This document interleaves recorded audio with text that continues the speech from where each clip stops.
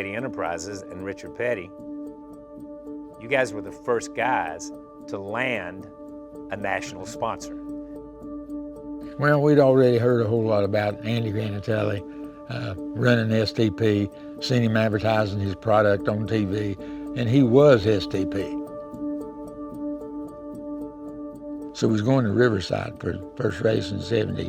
On our way to California, me and Dale Inman and my brother Maurice went to Chicago because that's where STP headquarters were. So we went in and was going to sit down and talk to Granatelli about sponsorship. We sat there for a little while and everything kind of worked out, and I think he was going to pay us $250,000 or something. And, you know, we'd never had a sponsor, so, you know, you might have had a local dealership or something on the side of your car, but nothing that went nationwide. That was like money just falling out of the sky. Went along pretty good, and then he said, okay, the cars will be Day-Glo red because that's my color. And I said, no way. Our cars has always been blue and they're gonna stay blue. He offered me $50,000 more if we painted the thing red. And I said, no. You needed the money, but you were willing to leave $50,000 on the table not to have to paint the cars solid orange.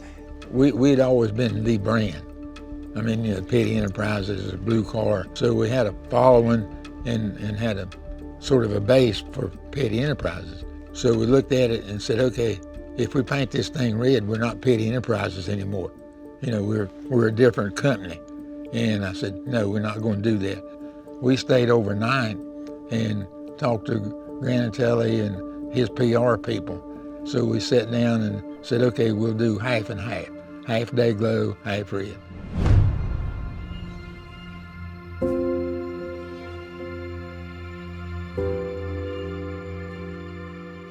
The next morning, we flew to LA.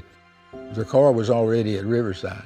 And at the same time that we were in LA making an announcement about it, Ralph and Dale and them took a big STP sticker and stuck on the corner. That's how we got started with a nationwide sponsorship. We had talked to some of the IndyCar people that had worked with him and been around him, and they said, you know, he'll come in and screw your whole situation up because he'll start telling you what to do and how to do it. And I said, no, he won't. And he never did.